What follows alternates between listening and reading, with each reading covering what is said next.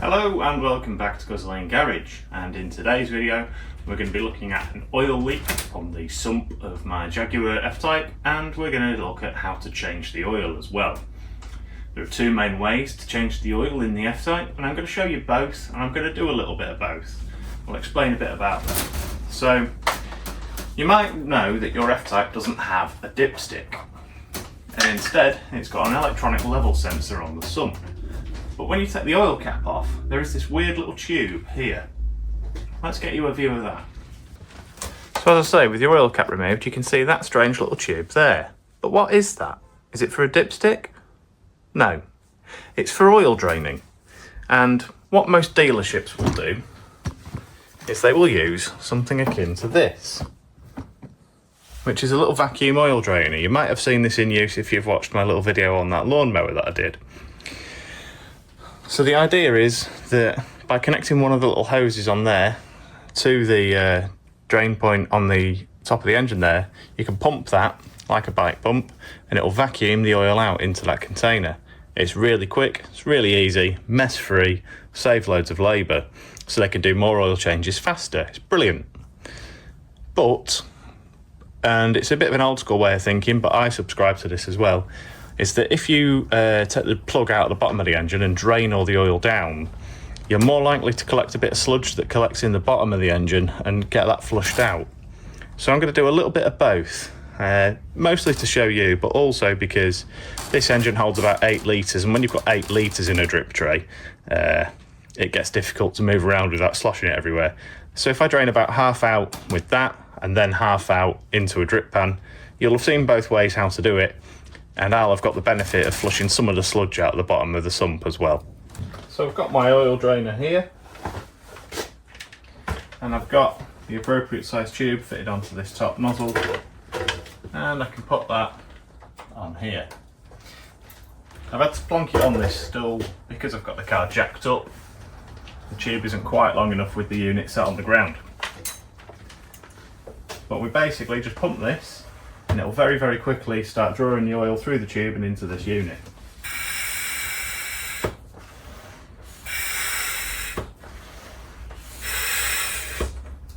And as long as it maintains vacuum, it will carry on drawing oil into the cylinder.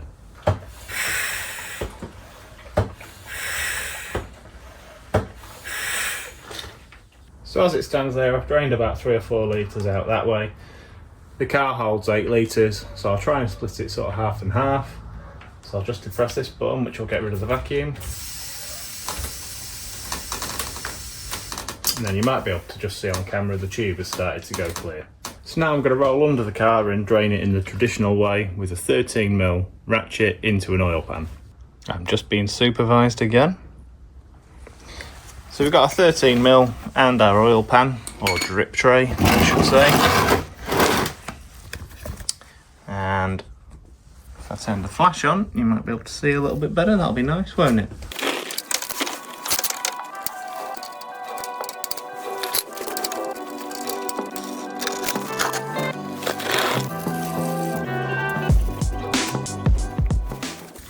And I would just like to point out that I did get it all in the tray.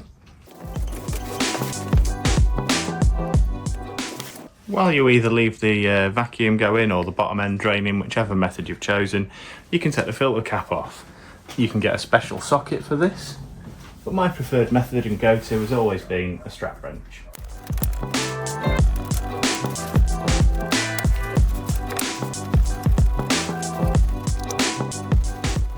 As you release the filter, it will release a little bit more oil that was held up on the other side of the filter down back into the sump. So it's a good idea if you're using the vacuum method to either put a tiny bit more vacuum on to get the last dregs of what was in the filter housing, or if you're using the sump method, just leave it free draining. You can probably hear it trickling away there. Now as far as I remember, removing the filter from the cap, it's kind of just a pull out fit, I think. So that just clicks out and we'll go get rid of that. Here's our new filter, a little Bosch one. And I'll just show you the way it's laid out.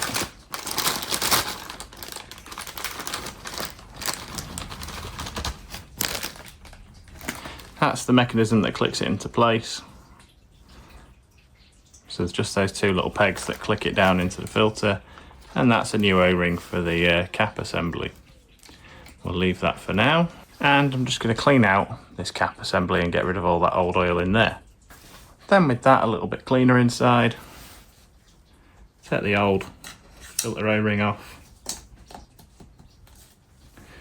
get rid of it, clean the groove if you're that bothered.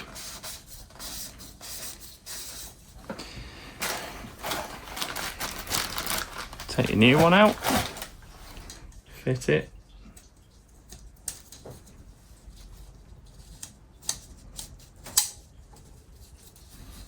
Make sure you've got it in the right groove and not sat against the lip or anything like that. Just goes in that little groove there. Then click your clean filter into place. And you can see it's got sort of two ways it can go really. It'll click onto that end piece either way. That's that on there. Next, take some fresh engine oil. And all I want is to dip my finger in it, because I'm just going to lubricate this O-ring at the top of the filter here. There's a little mate down below it as well. And I'm also going to lubricate the cap seal. All that does is it stops the O-rings from getting pinched or bound up during fitting, but you'll end up with a very small drip or a leak or something. And lubricating the inner ones just makes sure that the filter sits correctly in its housing.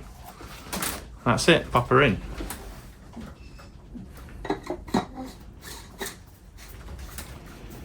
Now you'll see on the lid it says 25 Newton meters, and that's obviously a tightening torque that you're supposed to use with one of those proper sockets, which I don't have. Those kits for those sockets are really cheap online, so if you fancy getting one, do so. But there's not really any need.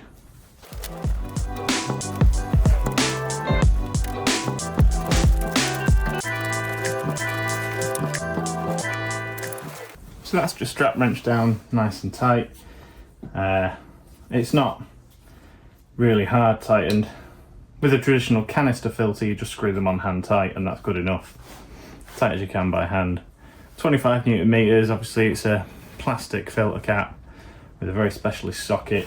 So yeah, I mean, we've just been sensible there with that really. So by now the filter's changed and the oil's all drained out. If you were just doing an oil change, this is where you'd simply put the plug back in at the bottom and fill her up with oil from the top. I think the capacity is around 8 litres, I'll get to that in a minute. But we've also got our oil leak to look at from the vacuum pump. So let's go for that next. Tyson was looking around and he pointed out this little drip here.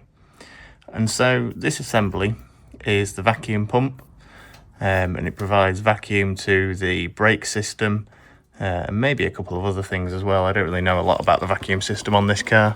It might maybe do something for the active exhaust valves as well. But basically, looking online, this is a really common fault with the 3 and 5 litre engines. The vacuum pump leaks oil. Now, that looks like a join there for the pump internals, and I'd say that's a join just into the sump, and that looks to be the point where it's leaking from rather than this join. So I think it's just a gasket that's failed really. What a lot of people are saying online is that the pump body itself warps, so you can take it off, clean it, refit it however much you like, but it will always leak because the pump body is warped. As for the pump itself wearing out, it literally like runs in oil and is bathed in oil, so I'm not dead concerned about like the life of the pump. They're also about 350 quid, I think, something like that. They're pretty expensive, and you know, I want the car on the road and I'm running out of money, so I think I'm gonna drain the oil like I normally would and take this off and have a little look. And I might even just run some RTV on the gasket, clean everything up, and try and bodge it and reseal it that way. Because I'm not convinced that there's anything really wrong with the pump, and if it is just that it's warped, well, a new one's going to warp anyway.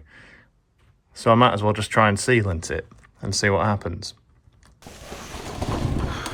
So after giving the oil a bit of time to drain, we're now going to look at trying to remove this vacuum pump assembly, which has got the weep coming from this join down here. So there are 2 bolts that mount it. They're T30 size. One here, and then directly opposite there's one up here. There's also a little hose to disconnect up here. So we're going to try and figure out how that fits on and try and pull it off if we can. So it looks like there's a clip there to depress at least, and maybe we're matching one on the other side, I'm not sure.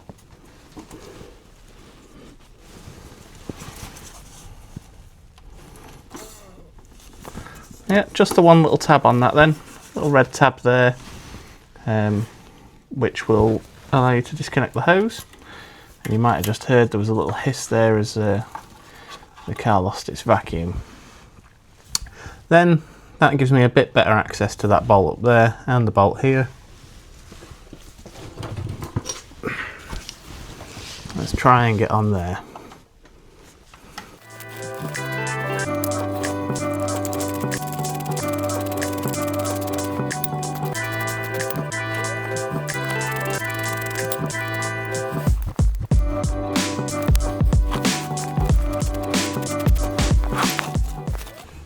Something's just stopping me from getting into that top bolt properly. I can't really see exactly what it is, but I wonder if the bolt's stripped or if it's just full of oil and gunk. Try and dig out any stuff that's in it.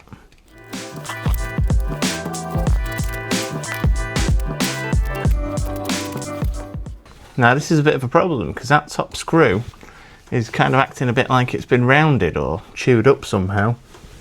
And as you can probably tell, access is quite poor. Not only have you got this big piece of aluminium subframe in the way, but directly above it just here is the anti-roll bar, which is a good 30mm thick at least. So you can't get any room to, for example, hit a Torx bit into place with a lump hammer or something. So I'm going to try a slightly smaller size, which will hopefully reach a bit deeper down. I'm going to try and wedge it on there with this pry bar.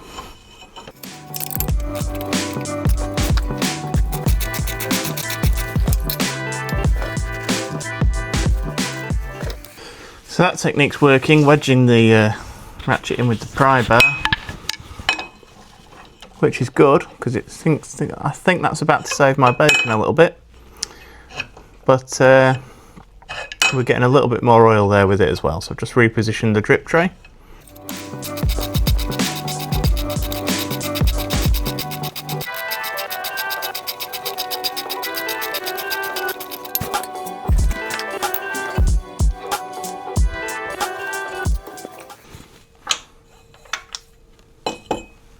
So that's your vacuum pump removed. So here's your pump on the bench, and there's a couple of things I can sort of see with it. So you've only got 2 bolts that hold it in, and the gasket is a little bit of an odd shape. It's a kind of teardrop or egg shape.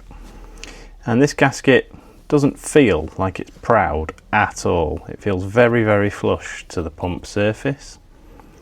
Now that's not going to help seal the oil in.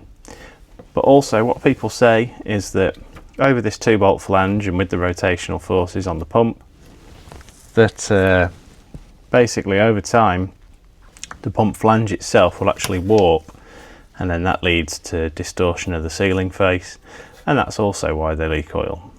Now I've checked this with this little, I'd say it's a straight edge, but it's not really a proper one, is it?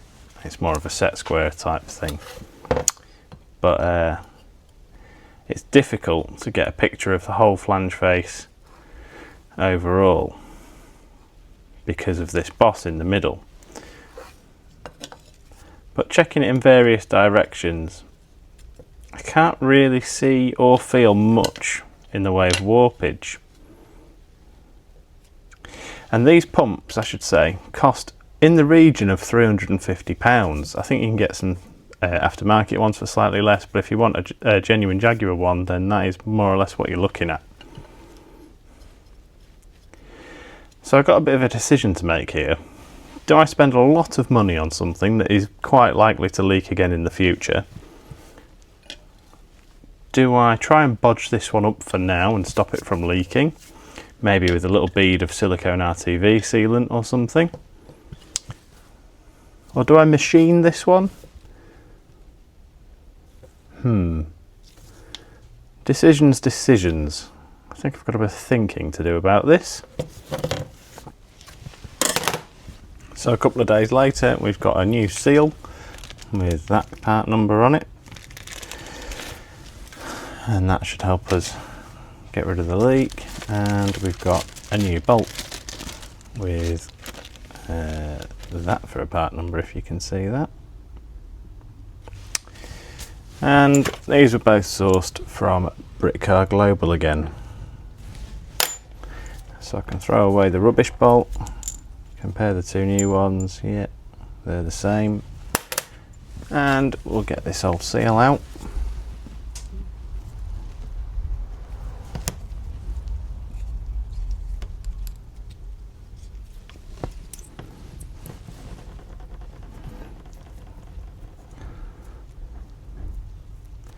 It's quite hard, it's not very soft and not very springy. Probably just a bit aged. So I know we spoke about the pump body possibly warping and maybe getting it machined flat or putting a new pump on at a cost of about 350 quid. I'm not in the mood to do that.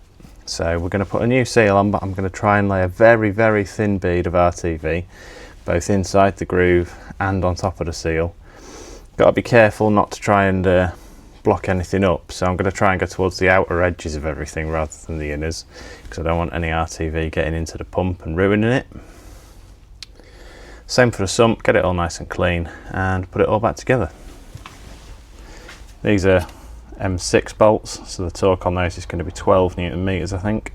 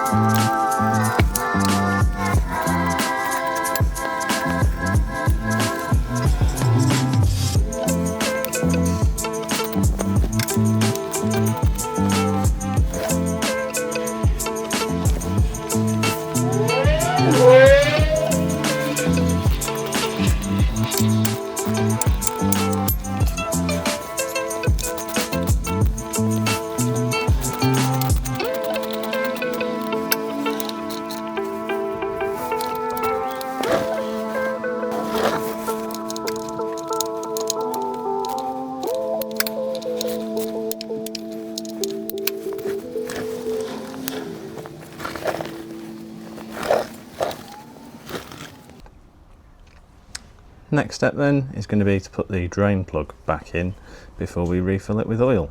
This is the original drain plug. I've reused it a couple of times, but obviously that rubber washer one day will give up.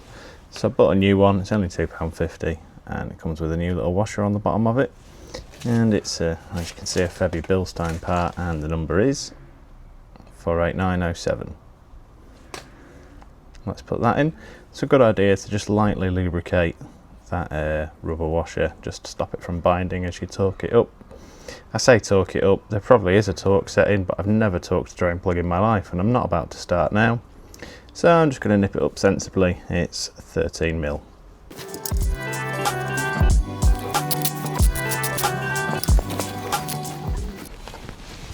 Just be aware it's going into aluminium as well, so don't go mad with it.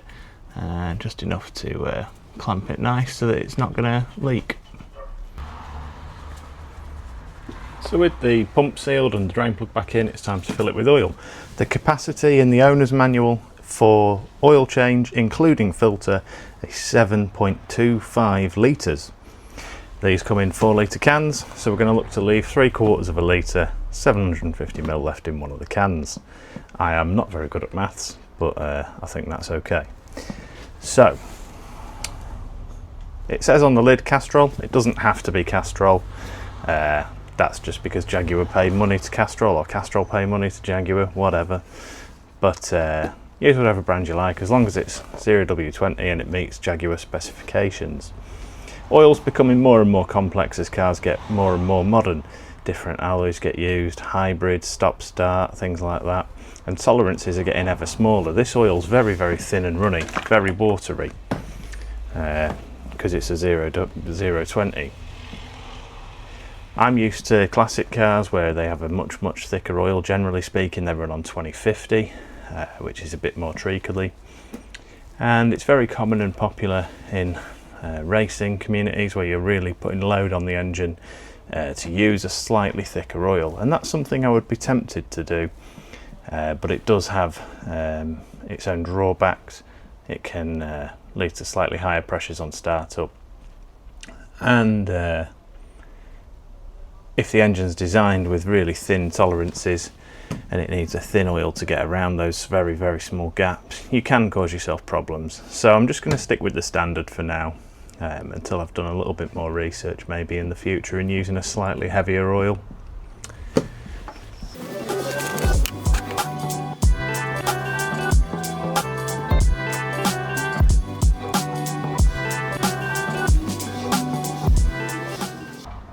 I'm just going to stand here and milk every drop out of this jug because I am ludicrously tight.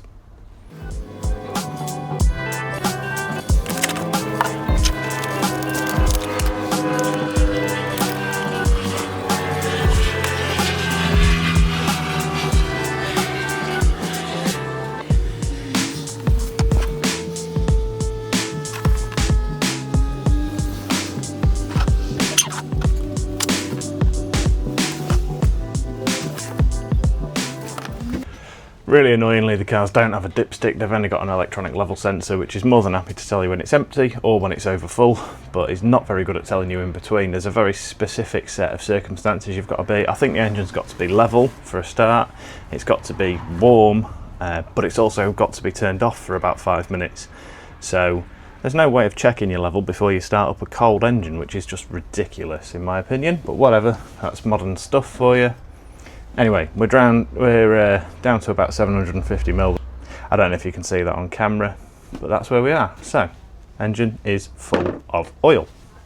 So with the oil changed and refilled, the filler cap back on and the sump plug's definitely tight and all the rest of it, we can check the oil level. We've got the key in the car. Turn the ignition on. And then I'll get a load of warnings because half my car's still in bits. But you can go on the menu button here, okay. Oh, come on.